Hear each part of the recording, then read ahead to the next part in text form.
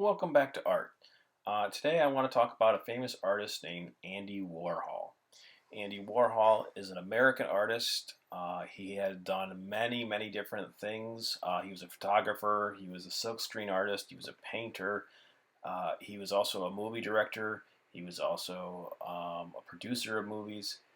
He funded a lot of things, but our focus today is going to be on his silkscreen prints here that we're seeing of cars, and the images are going to change as we go along. And if you notice on this one, he made these to be what is considered pop art. He was the leading figure in that.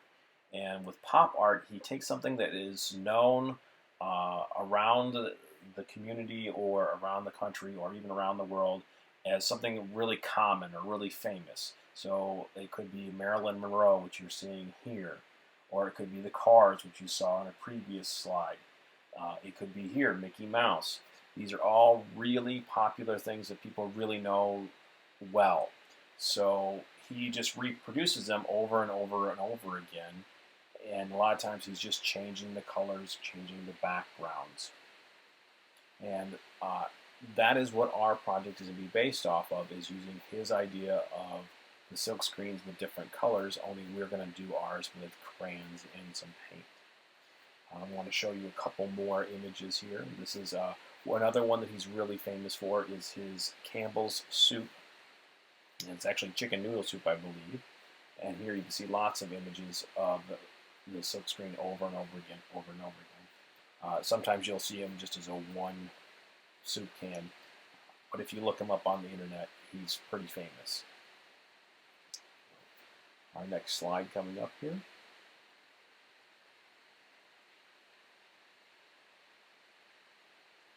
This is a famous person, I believe is Fidel Castro from the early 70s, so many years ago.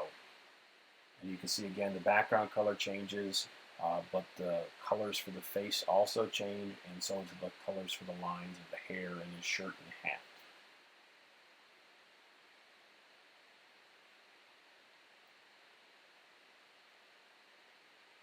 One more slide here, and that is the one that looks like Curious George. And same idea, he did different colors for each layer of each of these prints.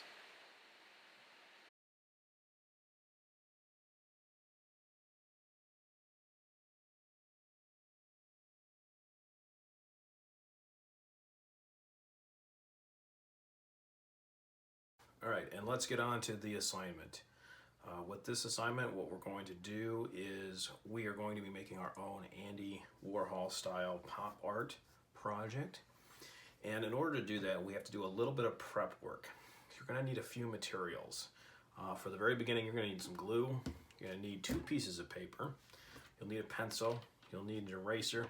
And you're going to need your hand. Now, my hand, unfortunately, is too big for this assignment, so what I've done is I traced somebody else's hand so that I can act as if it was their hand in place. So this is just my stencil. You're actually going to use your actual hand to do this. So to begin this project, what I need us to do is our one paper is too small, so we're going to have to make it a little bit bigger. So in order to do that, we're going to join the 2 pieces together. What we're going to do is we're going to put a few dots of glue, and they need to be dots, right? All the way across like this. We don't want lines of glue because that tends to ooze out more than we need. Okay, then what I'm going to use to do is close the glue. I'm going to use the side of the glue bottle here to actually smooth out the glue.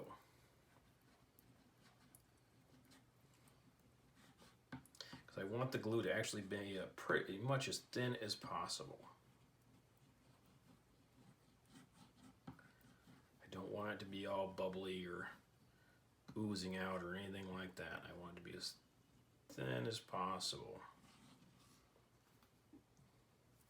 Then I'm going to very carefully put one piece on top of the other. Try to make sure they're lined up as best as possible. Run my hand over it, make it nice and smooth. And we're going to let it sit. Okay? We're going to let it sit probably for at least an hour. and then come back to it. Okay? Okay, now we're back, and my piece is now dry, and what I'm going to do is next we're going to need to do a little bit of folding. You may want your parents to be around for this folding because they're going to need to help with one of the folds. It's not super complicated, it's just it might be a little bit easier if they're eyeballing it and making sure the sizing is correct. The first one is the super easy. You're going to turn your paper this way and you're going to fold it what we call the hot dog bun style. Long and skinny. You want to line it up as best you can. Get those edges. Again, your mom and dad can help with this. Now, they don't have to be 100% perfect, but they should be somewhat close. Okay, give it a nice crease there. And open it up. Okay, what we're going to do is we're going to put a line right on that fold. So, very carefully, just draw a line right on the fold. If you want to use a straight edge like a ruler to help make sure it's nice and straight, you can. But I am literally just tracing the fold, nice and slow. So it goes right across there. Okay. This next part's where the parents, your mom and dad, might become a little bit helpful. We're not going to fold it in half. What we're actually going to do is fold it in a third. And the best way to do this is take your end, fold this over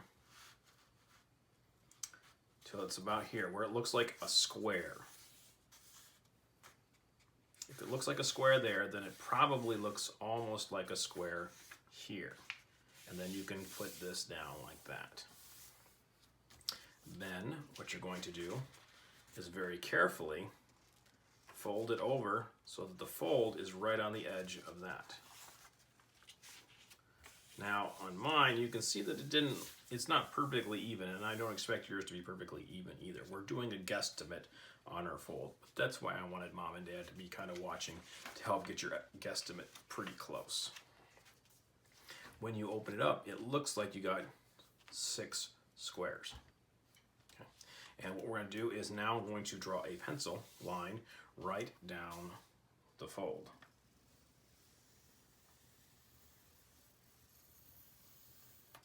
Like that.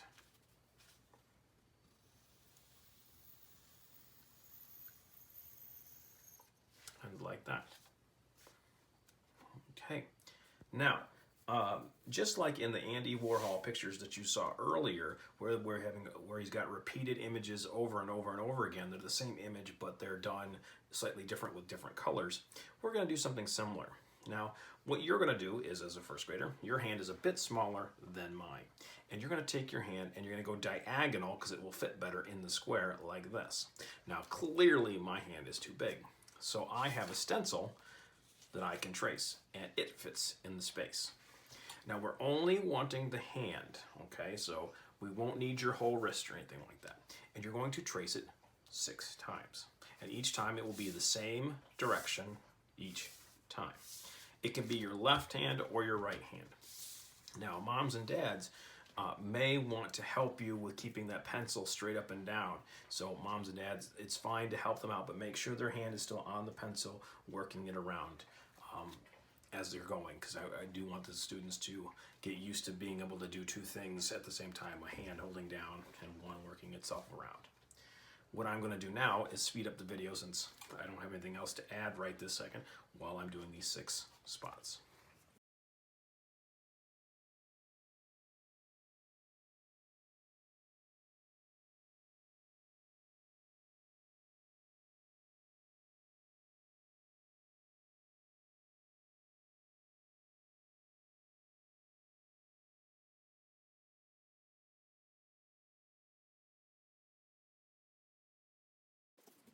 Okay, once you're done, just go in and do any erasing that needs to be done to clean up any extra marks that you have. I got a few here and there.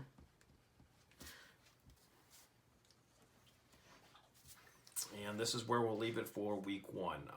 Since we went over a little bit of stuff at the beginning in the video, we're going to leave it at this because tracing a wiggly hand can be kind of difficult. So I'm going to leave it there. And we'll see you next week.